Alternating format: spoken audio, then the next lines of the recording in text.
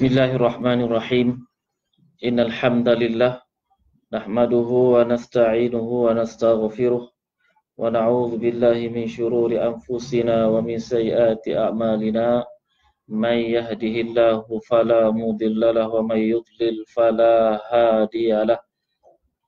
Asyhadu an la ilaha illallah wahdahu la syarika lah wa asyhadu anna sayyidana Muhammadan abduhu wa rasuluh. Allahumma salli wa sallim wa barik ala sayyidina Muhammad wa ala alihi wa sahbihi ajma'in. Amma ba'du, rabbi syrah li sadri wa yassir li amri wahlul 'uqdatam min lisani yafqahu qawli. Rabbi yassir wa la tu'assir, rabbi tammim bil khair. Subhanaka la ilma lana illa ma 'allamtana innaka antal alimul hakim. Wala haula wala quwwata illa billahil aliyil azim. Yang saya muliakan pengerusi Masjid bin Sulaiman serta lembaga pentadbir, dan saya kasihi tuan-tuan, puan-puan, Assalamualaikum warahmatullahi wabarakatuh. Alhamdulillah, sama-sama kita merafakkan setinggi-tinggi kesyukuran kehadiran Allah Subhanahu wa taala pada bulan yang penuh barakah ini, bulan Rajab, dan pada malam yang barakah ini insya-Allah dapat sama-sama kita dipertemukan oleh Allah Subhanahu wa taala. Dipertemukan di alam maya walaupun kita berjauhan dari sudut fizikal kita, fizikal kita, namun pada hakikatnya kita dekat kerana masya-Allah kita saling dapat melihat saya dan insya-Allah. Namun pada malam ini saya merasakan agak berlainan, tidak seperti biasalah. Biasanya seorang ustaz, seorang penceramah, apabila dia berceramah, biasanya di hadapannya dia melihat para hadirin, melihat para jamaah yang bersama duduk di depan dengan penuh, nampak kekhusyukan, nampak kesungguhan untuk mendengar ceramah. Tapi kali ini saya melihat ataupun penceramah melihat mukanya sendiri. Agak berbeza kerana melihat mukanya sendiri, tak melihat para hadirin ataupun para penonton. Jadi bila keadaan seperti itu maka agak berbezalah. Biasanya seorang penceramah bila melihat keadaan, suasana, melihat jamaah, melihat para hadirin, di sana dia dapat merasakan sama ada para hadirin sedang khusyuk mendengarkan ataupun mereka dalam keadaan tidak selesa dan sebagainya. Jadi saya sekarang ni tak dapat melihat, hanya melihat muka saya je. Masya-Allah. Mudah-mudahan saya tidak SS lah, tidak syok sendiri mudah-mudahan. Saya minta maaf sekiranya saya SS ataupun syok sendiri kerana saya tak lihat para jamaah, tapi sebaliknya para jamaah melihat saya. Mudah-mudahan ala kulli hal. Dan saya lihat para jamaah mungkin kalau biasanya di masjid duduk dengan penuh tekun, duduk dengan penuh khusyuk. Tapi kalau di sana mungkin ada yang sedang duduk di kursi malas, mungkin ada yang sedang makan, jangan lupa baca bismillah. Ada yang sedang minum, ada yang sedang rehat, malahan ada yang sedang baring. Santai, tak menjadi masalah. Yang penting mudah-mudahan apapun keadaan kita tidak menghalang untuk kita fokus. Mudah-mudahan kita mendapat manfaat pada malam ini insya-Allah. Dan pada malam ini perbincangan kita tidak lain dan tidak bukan. Di sana sini di seluruh Masjid Singapura, hampir kebanyakan masjid menganjurkan program atau menyambut Isra Mi'raj.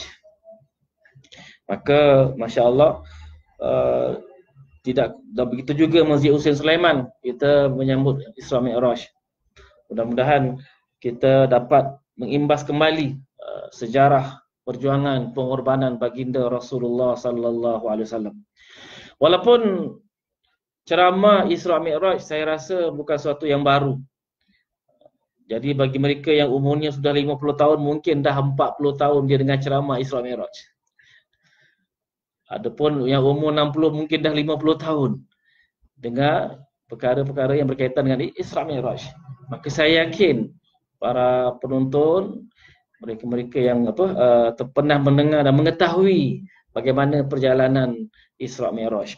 Maka pada malam ini insya-Allah saya akan cubalah sedaya upaya menyampaikan yang terdaya dan saya cuba mengeluarkan pelajaran yang dapat kita ambil menjadi pedoman hidup kita insya-Allah. Pertama, soalan yang perlu saya ketengahkan ialah kenapa berlakunya Isra' Mi'raj? Soalan kita tanya kepada diri kita, apakah sebabnya berlaku Isra' Mi'raj? Maka jawapannya tidak lain dan tidak bukan kerana Allah Subhanahu wa taala menjemput baginda sallallahu alaihi wasallam. Allah ingin memuliakan baginda sallallahu alaihi wasallam. Allah ingin memberi penghargaan kepada baginda sallallahu alaihi wasallam kerana pengorbanannya, perjuangannya dalam menyebarkan agama Allah Subhanahu wa taala. Walaupun baginda menghadapi bermacam-macam cabaran, menghadapi bermacam-macam ujian, maka baginda sanggup menghadapi, tabah menghadapi, tidak pernah merasa putus asa. Tidak merasa putus asa. Maka seolah-olah diibaratkanlah seperti seorang pelajar yang dah selesai tamat belajar di universiti, maka dia dijemput untuk naik ke pentas ketika wisuda, ketika convocation, dia dijemput naik ke atas untuk diberi penghargaan oleh pensyarah-pensyarahnya dan sebagainya. Begitu juga Allah Subhanahu wa taala ingin memberi penghargaan kepada Rasulullah sallallahu alaihi wasallam sehingga dijemput oleh Allah secara khusus, ditemani oleh malaikat Jibril dan disediakan kenderaan yang luar biasa, burak, untuk dinaiki oleh Rasulullah untuk menuju ke Masjidil Aqsa dan juga ke Sidratul Muntaha. Jadi ini satu kemuliaan yang Allah beri. Kenapa? Kerana pengorbanan, perjuangan dan juga kerana kesabaran yang Rasulullah apabila menghadapi ujian dan cabaran ketika menyebarkan agama Allah Subhanahu wa taala. Dan juga bagaimana ujian-ujian yang bertubi-tubi datang kepada Rasulullah sallallahu alaihi wasallam. Kita pun dah dengar bagaimana baginda sallallahu alaihi wasallam sebelum Isra' Mi'raj, baginda sallallahu alaihi wasallam telah diuji oleh Allah, iaitu kewafatan pakciknya Abi Talib dan juga kewafatan isterinya yang tercinta Khadijah bintu Khuwailid. Meninggal dunia sedangkan kedua-duanya merupakan manusia yang sangat-sangat membela dan memperjuangkan dan membantu baginda sallallahu alaihi wasallam dalam dakwahnya. Subhanallah. Kita lihat bagaimana Khadijah radhiyallahu anha, seorang pedagang, seorang usahawan yang kaya raya, hartanya habis diberikan kepada Rasulullah sallallahu alaihi wasallam untuk membantu baginda dalam dakwah baginda sallallahu alaihi wasallam. Dan juga kita lihat bagaimana ketika Nabi sallallahu alaihi wasallam berada di gua Hira, ketika Nabi berkhalwat ataupun berkhalwah di gua Hira, maka Khadijah radhiyallahu anha sering mengantar makanan. Padahal saya rasa mungkin ramai di antara kita yang pernah naik Gua Hira, betapa tingginya Gua Hira. Subhanallah. Saya pernah satu ketika masih muda remaja naik ke Gua Hira.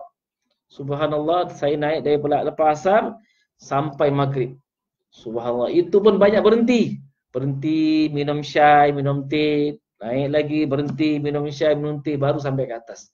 Bayangkan, itu baru naik sekali. Khadijah hampir hari-hari dia naik ke Gua Hira untuk menghantar makanan. Subhanallah, sungguh luar biasa perjuangan dan pengorbanan Khadijah radhiyallahu anha terhadap suaminya, berjuang bermati-matian untuk membantunya, menyokongnya untuk menyebarkan agama Allah Subhanahu wa taala.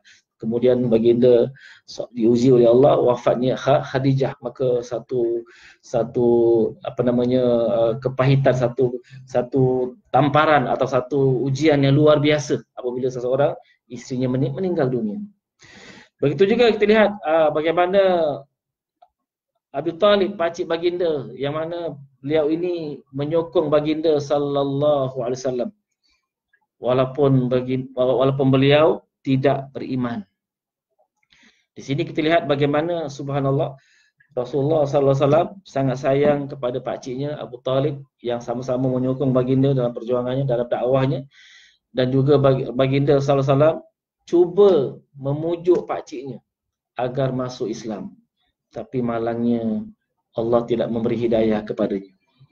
Maka subhanallah, kita lihat bagaimana betapa berharganya hidayah orang yang tinggal sezaman dengan Nabi, yang hidup sezaman dengan Nabi, malahan yang dikasihi oleh Nabi SAW, itu pun tak dapat hidayah.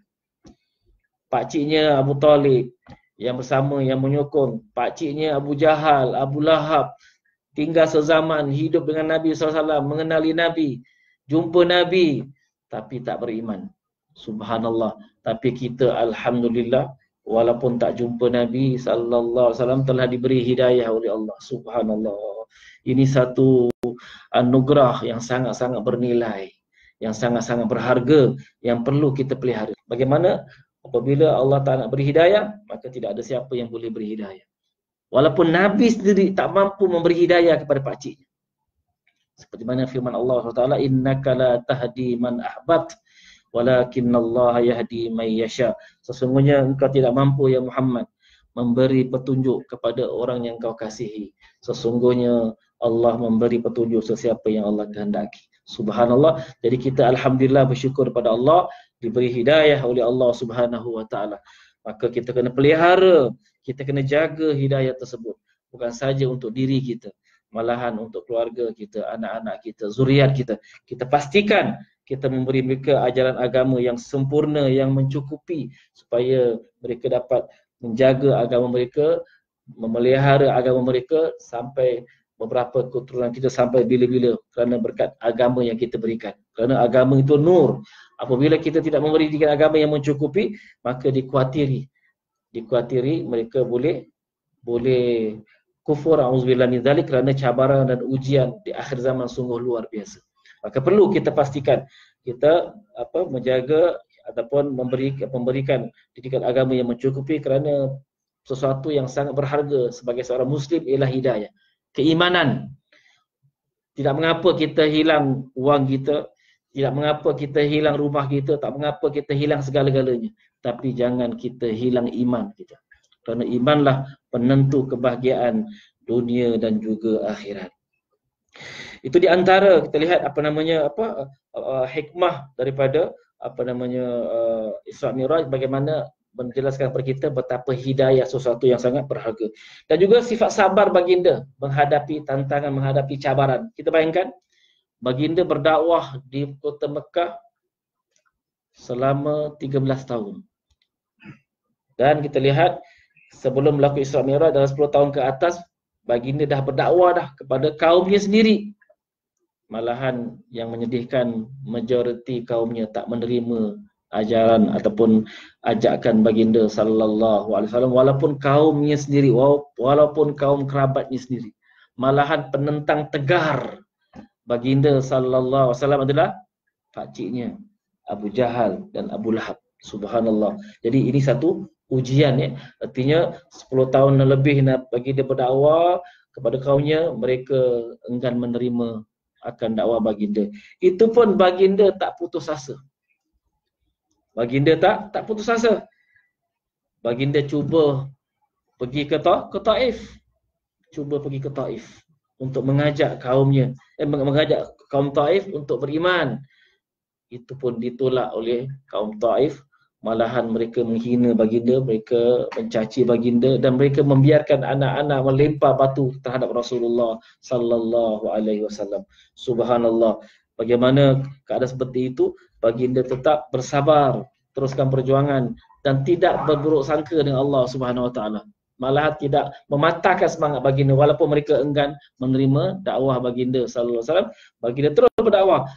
Akhirnya baginda pun pulang ke Mekah. Ketika pulang ke Mekah, subhanallah, ke tempatnya sendiri, ke kampungnya sendiri, itu pun ada yang menjamin, iaitu Ibnu Mut'in, di antara yang menjamin keselamatan baginda.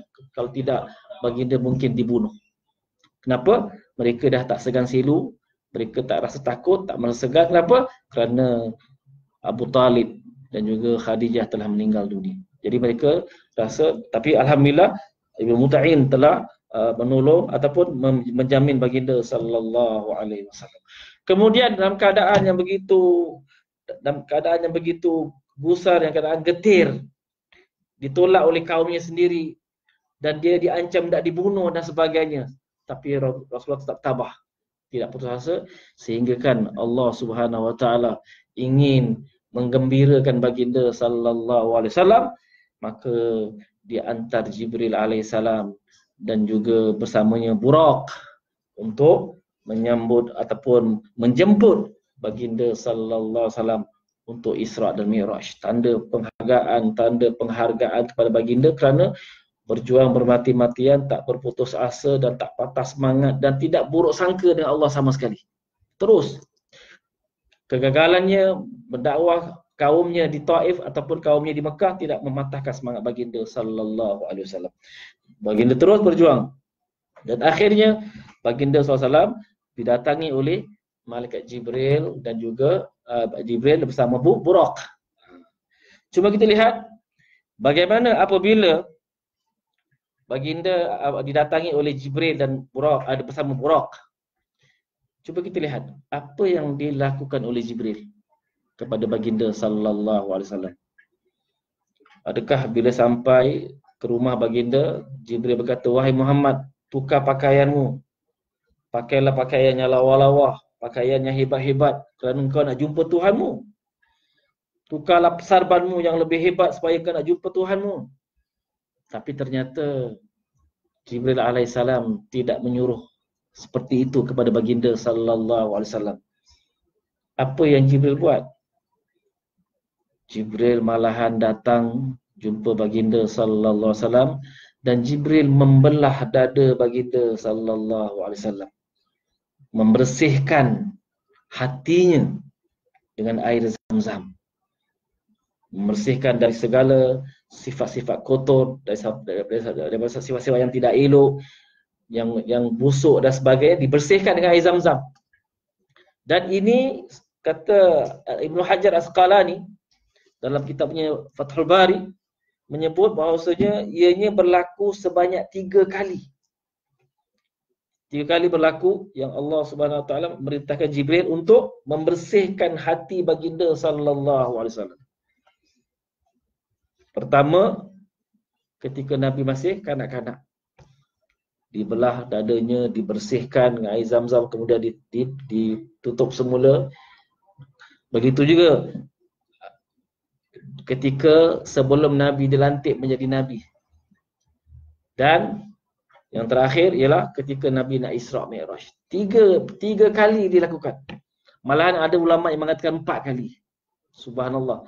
Membersihkan hati baginda dari segala sifat-sifat yang tidak elok, dan Allah masukkan ke dalamnya sifat-sifat yang mulia, dan juga Allah campakkan hikmah kepada baginda sallallahu alaihi wasallam.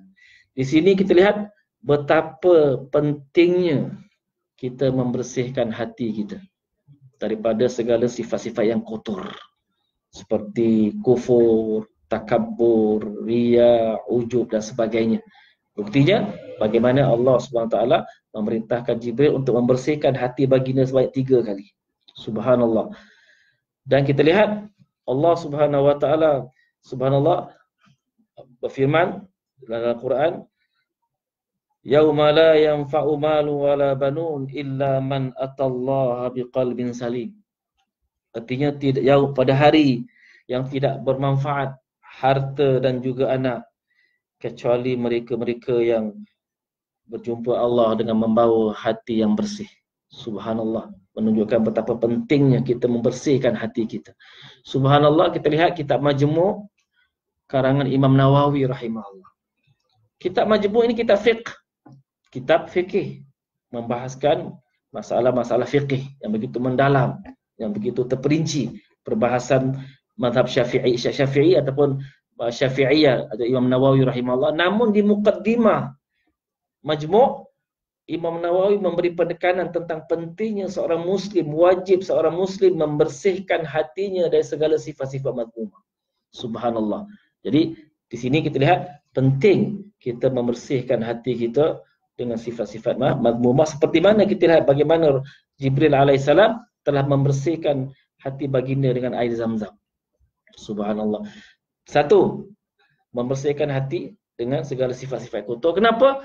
Kerana pada hakikatnya para penonton yang saya muliakan, kata Al-Imam Ghazali rahimahullah, dan juga imam-imam lain, malah Ibn Qayyim ada sebut juga, bahawasanya hati ini diumpamakan raja dalam diri manusia. Kalau hati itu baik, hati itu bersih, maka akan melahirlah arahan-arahan, tindakan-tindakan yang baik. Kenapa hati itu raja, dan anggota badan kita semuanya merupakan tentera-tentera. Jadi apa yang diputuskan oleh raja, maka tentera-tentera akan buat. Maka bila hati itu bersih, maka pasti raja akan menyuruh sesuatu yang baik, yang elok. Tetapi bila hati itu busuk, hati itu kotor, maka pasti dia akan menyuruh perkara-perkara yang tidak elok. Mana sabda Nabi sallallahu alaihi wasallam, ala fil jasad mudghah idza saluhat saluhal jasad kullu wa idza fasadat fasada jasad kullu ala wahyal qalb. Artinya tidak akan dalam diri kamu ada segumpal daging, sekiranya daging itu baik, maka baiklah jasad kamu. Sekiranya ianya busuk, ianya kotor, maka akan kotorlah akan jasad kamu. Jadi sikap betapa pentingnya kita memastikan kita dapat membersihkan hati kita daripada segala sifat-sifat kotor. Dan seperti lagi apa yang kita lihat dari sudut lain, kita bagaimana baginda sallallahu alaihi wasallam telah dibimbing oleh Jibril alaihissalam sejak mula baginda menerima wahyu sampailah wafat baginda. Sehinggalah Nabi naik ke surga dibimbing oleh gurunya. Satu, siapa? Namanya Jibril alaihissalam.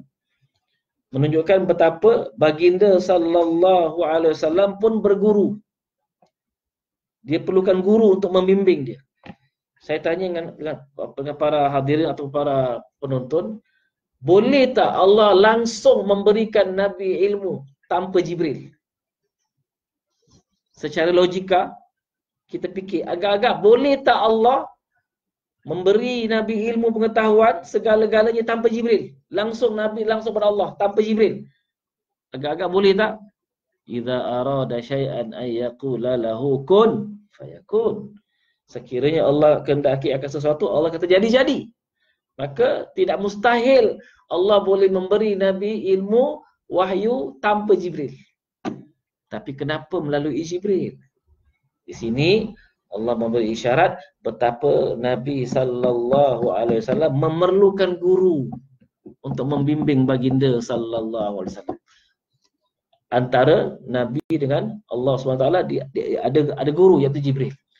Jadi kalau Nabi sallallahu alaihi wasallam sendiri memerlukan guru untuk mengenali Tuhannya, untuk menerima wahyu daripada Allah, apatah lagi kita. Jadi kita jangan menyombong. Sekarang ramai orang jadikan tok syekh dia Google. Tok gurunya Google.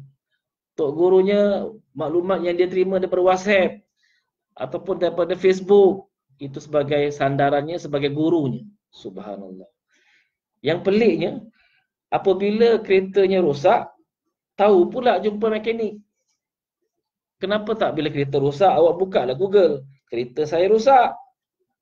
Umpamanya kita punya kereta, dia punya aircon tak berfungsi. Aircon tak berfungsi. Awak type dekat Google, keluar. Kenapa tak macam tu? Cari kat Google. Awak pergi jumpa mekanik, saya punya rosak lah, repair. Subhanallah. Artinya bila kereta rosak, jumpa mekanik. Bila kita nak renovate rumah, jumpa pakar renovasi. Subhanallah. Komputer rosak, jumpa pakar komputer. Handphone rosak, kita jumpa pakar handphone. Tapi bila pasal agama, buka Google je. Allah, betapa murahnya agama. Betapa kita mengambil inting terhadap agama. Sedangkan baginda sendiri merupakan manusia yang mulia, yang hebat, yang Allah anugerahkan wahyu, apa yang dicakap wahyu, tapi tetap Al-Quran diterima melalui Jibril alaihissalam. Subhanallah. Jadi betapa kita perlukan kepada guru untuk supaya kita pastikan berada di atas landasan yang benar. Walaupun sandaran kita Quran dan hadis, tapi kita perlu guru untuk memahami Quran dan hadis. Bukan senang memahami Quran dan hadis kerana ilmu Quran dan hadis begitu luas seperti lautan.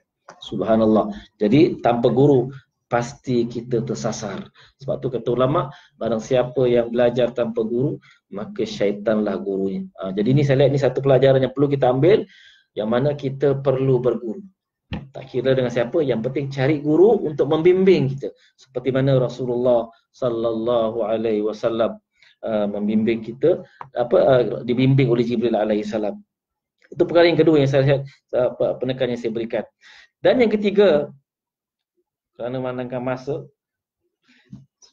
yang ketiga yang perlu kita lihat, bagaimana berlakunya Isra dan Mi'raj. Terdapat mukjizat-mukjizat baginda sallallahu alaihi wasallam, yang mana Allah Subhanahu wa taala menyuruh kita bukan hanya kita menghafal, menceritakan tentang mukjizat-mukjizat tersebut, tapi kita disuruh memikirkan, kita disuruh bertafakur, mendalami, menganalisa. Allah Subhanahu wa taala berfirman, afala yatadabbarunal Quran.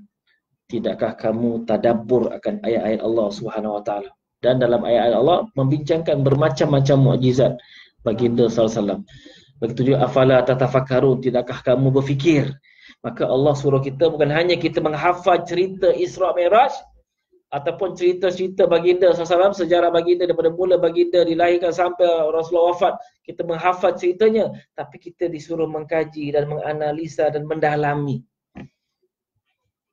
Kerana itu merupakan wasilah untuk kita dapat meneroka ilmu-ilmu yang dapat memberi manfaat kepada kita dunia dan akhirat. Punca kemunduran umat Islam kerana umat Islam kurang berfikir. Umat Islam kurang berfikir. Saya bercontoh. Contoh-contoh mukjizat baginda. Pertama, Allah SWT telah menghantar kenderaan yang luar biasa kepada baginda sallallahu alaihi wasallam, namanya Buraq. Namanya Buraq. Buraq ini satu kenderaan yang katanya ianya seperti keldai dan juga seperti bagal. Dan Buraq ini dari perkataan barq. Barq dalam bahasa Arab artinya kilat. Jadi seolah-olah Buraq ini pada hakikatnya dia kilat. Dia berasal pada kilat, dan kilat itu berasal daripada cahaya. Ataupun pergerakan Buraq seperti kilat, maka dia seolah-olah seperti cahaya, kerana kilat itu adalah cahaya. Kilat itu adalah cahaya. Maka di sini kita lihat bagaimana Allah SWT telah secara tidak langsung ingin memberi pengajaran kepada kita supaya kita menimba dan mendalami tentang cahaya itu sendiri. Subhanallah. Dan kita lihat malaikat Jibril alaihissalam. Malaikat Jibril alaihissalam kita pun yakini dan ulama sepakat malaikat diperbuat daripada cahaya. Subhanallah. Dan kita lihat bagaimana cahaya itu mempunyai sifat-sifatnya yang tersendiri. Sifat-sifatnya yang tersendiri. Kita lihat bagaimana para ulama ataupun para saintis. Para saintis mengatakan cahaya mempunyai beberapa sifat. Di antaranya cahaya memiliki sifat wave ataupun gelombang. Cahaya memiliki sifat gelombang. Seperti saya buat perumpamaan, apabila kita ke tepi pantai, kita akan lihat bagaimana ombak datang secara soft. Tersusun datang ombak yang kemudian datang yang kedua, yang ketiga. Artinya berturut-turut datang ombak, dan ketika dia datang dalam keadaan bersoft. Seperti itu. Perumpamaan lah. Jadi kesimpulannya, ulama sains mengatakan cahaya sifatnya gelombang. Wave. Dan sebenarnya Allah Subhanahu wa taala telah menerangkan tentang sifat malaikat. Was-saffati saffa. Allah menceritakan bagaimana para malaikat mereka bersoft-soft. Dan kita pun disuruh sembahyang berjamaah bersoft-soft seperti malaikat. Masya Allah. Jadi sebenarnya Allah dah terangkan dan kita tahu cahaya malaikat daripada cahaya. Dan sifat malaikat adalah bersoft-soft. Maka subhanallah para saintis mengatakan wave itu dia bersoft-soft. Jadi seolah-olah 1400 yang lalu telah diberi isyarat oleh Allah, tapi kita tak nampak. Subhanallah. Begitu juga para saintis mengatakan cahaya itu sifatnya partikel. Cahaya sifatnya partikel. Subhanallah. Jadi kita lihat bagaimana Allah SWT memberi isyarat kepada kita, tapi kita tak nampak. Bagaimana Malaikat Jibril alaihissalam pernah satu ketika berjumpa dengan Nabi dalam keadaan dia berubah dirinya menjadi manusia. Jadi artinya Malaikat Jibril yang asalnya cahaya, dia boleh bertukar menjadi partikel. Subhanallah. Para saintis mengkaji dan mengkaji, mereka mengatakan cahaya itu sebenarnya ada sifat partikel. Contohnya, saya buat contoh. Seperti laser. Laser daripada cahaya. Tapi apabila dia diatur oleh manusia sehingga laser ini boleh memotong. Seperti partikel. Seperti pisau dia boleh memotong. Dia boleh menyocok. Dia boleh memecahkan. Dia seperti, kita panggil seperti, apa namanya, pukul besi atau martel boleh memecahkan batu. Umpamanya ada batu karang dalam diri kita, mereka menggunakan laser, mereka boleh memecahkan batu. Maka menunjukkan bagaimana cahaya itu bertukar jadi laser dan laser itu menjadi partikel. Sedangkan telah diterangkan isyarah indirectly bagaimana Jibril alaihissalam merupakan malaikat yang daripada nur boleh tukar menjadi apa namanya partikel, menjadi manusia. Subhanallah. Jadi bagaimana kita lihat, ni contohlah bagaimana Allah SWT menganugerahkan kita petunjuk-petunjuk yang mana kadang-kadang kita tak nampak, tak jelas. Tapi apabila kita suka berfikir, kita bertafakkur, kita mengkaji, maka Allah akan bukakan jalan. Walladzina jahadu fina lanahdiyannahum subulana. Orang yang berjuang di jalan kami, pasti kami akan tunjukkan jalannya. Wah, subhanallah. Artinya bagaimana Allah Subhanahu Wa Taala membuka minda kita supaya kita berfikir. Dan apabila kita lihat bagaimana kadang-kadang misunderstanding ataupun salah faham, bila contohnya kita lihat mukjizat, kita meyakini ini satu mukjizat. Bila mukjizat dia, terus kita tak nak berfikir. Sudah ni mukjizat, habis, that's it, stop. Maknanya seolah-olah bila mukjizat kita tutup pintu, tak ada ruang untuk berfikir. Subhanallah. Sedangkan itunya sebenarnya Allah memberi isyarat, kita disuruh mengkaji, dan bila kita mengkaji, kita akan nampak jalannya, kenapa benda tu boleh berlaku dengan izin Allah SWT. Saya bercontoh.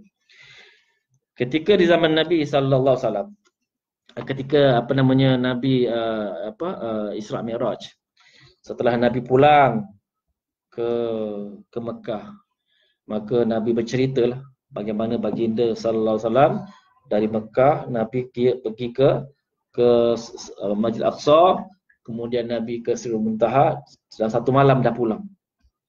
Dalam satu malam dah pulang. Jadi orang-orang kufar Quraisy ketika zaman tersebut, dia kata mana logik, tak dapat diterima oleh akal apa yang disampaikan oleh Muhammad. Dari Mekah ke Aqsa saja mengambil masa sebulan. Pergi sebulan, balik sebulan. Tapi Muhammad mendakwa daripada Mekah ke Aqsa hanya satu malam pergi balik. Mereka menolak. Subhanallah. Kenapa? Tak logik ketika itu. Tapi dengan izin Allah, maka ianya menjadi mukjizat sehingga Nabi sallallahu alaihi wasallam boleh ke Mekah, dari Mekah ke Aqsa, ke Sidratul Muntaha, pulang satu malam. Itu ketika di zaman Nabi. Cuba kita fikirkan secara logika di zaman sekarang. Kita boleh dari Mekah ke Aqsa dan kita pulang pada waktu yang sama. Kita pulang pada malam yang sama, pasti kita boleh sampai ke Mekah. Artinya umpamanya perjalanan daripada Mekah ke Aqsa mungkin 2-3 jam. Patah balik dalam malam yang sama boleh sampai ke Mekah balik. Subhanallah. Jadi ketika di zaman Nabi, mukjizat kerana mustahil, jangan ke masa sebulan. Daripada Mekah ke Madinah, Mekah ke Aqsa ketika zaman Nabi memerlukan jangka masa sebulan. Tapi sekarang kita boleh pergi ke Mekah, dari Mekah ke Aqsa pulang balik dalam jangka masa 1 malam. Jadi artinya mukjizat ketika itu, tapi sekarang ni dah tidak dianggap mukjizat. Kenapa? Boleh dilakukan oleh sesiapa pun. Subhanallah. Begitu juga contohnya Nabi SAW ketika menceritakan kepada kufar Quraisy yang baginda SAW telah ke Aqsa bersembahyang dengan para nabi-nabi dan sebagainya. Maka ada kufar kata, ya Muhammad, tolong ceritakan kami secara detail bagaimana keadaan Aqsa. Subhanallah, bayangkan. Manalah kita ingat kalau kita pergi tempat, kita nak ingat secara detail. Tak mampu kita. Tapi Allah punya kuasa, tiba-tiba Allah nampakkan satu skrin, satu layar. Nabi nampak dengan jelas Aqsa macam mana sehingga Nabi boleh menceritakan keadaan Aqsa macam mana. Subhanallah. Ketika itu Nabi berada di Mekah. Tapi skrin itu menampakkan dengan jelas bagaimana bentuk ataupun Aqsa. Sehingga Nabi boleh menceritakan secara terperinci bagaimana keadaan Aqsa. Subhanallah. Itu mukjizat ketika di zaman Nabi SAW. Tetapi sekarang, kita berada di Singapura, kita boleh tengok orang sembahyang dekat Masjidil Haram. Kita dekat Singapura, kita relax kat rumah, buka TV, kita boleh tengok ketika bulan Ramadan, kita tengok bagaimana sudai sembahyang ramai-ramai, Masya Allah. Kita kat Singapura ni, skrin kita nampak dengan jelas. Artinya, seperti mana baginda sallallahu alaihi wasallam berada di Mekah, tapi baginda nampak skrin keadaan di Aqsa. Tapi kita kat sini pun kita boleh nampak Aqsa. Kita kat Singapura. Jadi artinya ketika itu mukjizat ketika zaman Nabi. Tapi sekarang dikaji oleh manusia dan secara mendalam, secara tafakur dan sebagainya, maka mereka dapat mengeluarkan satu alat yang baru, TV dan sebagainya, sehingga dapat kita melihat Aqsa dari jarak yang jauh. Malahan bukan saja dari jarak jauh, kita artinya keadaan Aqsa sekarang pun kita boleh tengok. Subhanallah. Begitu juga satu mukjizat lagi. Ketika Nabi SAW setelah Nabi ke Sidratul Muntaha dalam on the way pulang, nak pulang ke Mekah, dalam perjalanan pulang, Nabi terlihat salah satu kabilah, salah seorang lelaki, untanya hilang. Untanya hilang, dia sedang mencari-cari untanya. Dan Nabi berada di atas. Berada di atas langit, Nabi nampak. Allahu Akbar. Nabi nampak di mana untanya. Maka Nabi pun memberi salam kepada dia dan mengkhabarkan di mana unta. Dan dia mendengar, aku dengar suara Muhammad. Aku mendengar suara Muhammad. Subhanallah. Sedangkan Nabi Muhammad berada di tempat jauh. Macam mana suara Nabi boleh sampai daripada atas sampai ke bawah? Subhanallah. Itu merupakan mukjizat ketika itu. Tapi sekarang, subhanallah, orang yang berada di aeroplane boleh bersembang dengan kita yang berada di bumi. Subhanallah. Kita berada di Singapura, kita bersembang dengan kawan kita yang berada dekat UK. Malahan bukan sahaja bersembang, kita boleh tengok muka dia. Allahu Akbar. Jadi ketika itu mukjizat. Tapi sekarang ini ia dapat diterokai oleh manusia apabila dia mengkaji. Artinya apa? Mukjizat itu ianya ada mukjizat yang boleh kita kaji dan kita pelajari dan kita boleh meneroka ilmu baru, teknologi baru. Subhanallah. Jadi ini yang dilakukan oleh orang-orang yang tak beriman sehingga mereka dapat create new things. Kita hanya guna pakai je. Subhanallah. Kita menggunakan mikrofon dekat masjid sedangkan yang buat bukan orang Islam.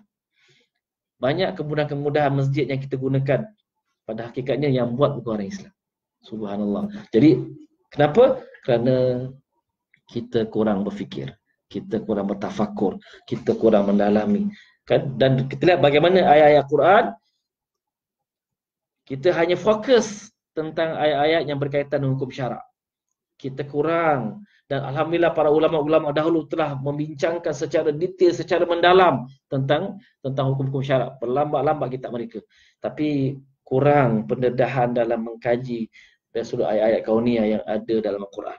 Maka inilah masanya, saya lihat dalam Isra' Mi'raj ini memberi kita pelajaran supaya kita meneroka pula dari sudut sains, yang ada dalam Al-Quran. Kerana apabila kita meneroka dan kita mendalami sains yang ada dalam Quran, tidak mustahil satu ketika nanti kita lebih hebat, kita lebih canggih, mungkin kita lebih teknologi kita lebih maju daripada orang-orang bukan Islam. Tapi yang sekarang ni malangnya orang-orang yang bukan Islam, mereka lebih jauh maju daripada kita. Sehingga kita ketinggalan kerana kita misunderstanding tentang ayat-ayat Allah, sehingga kita mengenepikan ayat-ayat kauniyah yang diketengahkan oleh Allah Subhanahu wa taala. Jadi saya rasa itu saja pada malam ini, mudah-mudahan tazkirah yang ringkas mudah-mudahan memberi manfaat kepada saya, kepada para hadirin dan hadirat. Mudah-mudahan kita diberi hidayah, diberi taufik oleh Allah Subhanahu wa taala untuk merealisasikan apa yang kita fahami dalam agama kita, dalam kehidupan kita. Mudah-mudahan, kerana sesungguhnya ilmu yang kita fahami tetapi tidak diamalkan, maka ia akan menyebabkan kita semakin jauh daripada Allah Subhanahu wa taala. Kerana ilmu itu perlu beramal dengannya, dan mudah-mudahan dengan kita beramal dengannya pasti kita mendapat keridhaan Allah Subhanahu wa taala. Saya rasa itu saja, sekian kita akhiri. Wabillahi taufiq wal hidayah. Wassalamualaikum warahmatullahi wabarakatuh.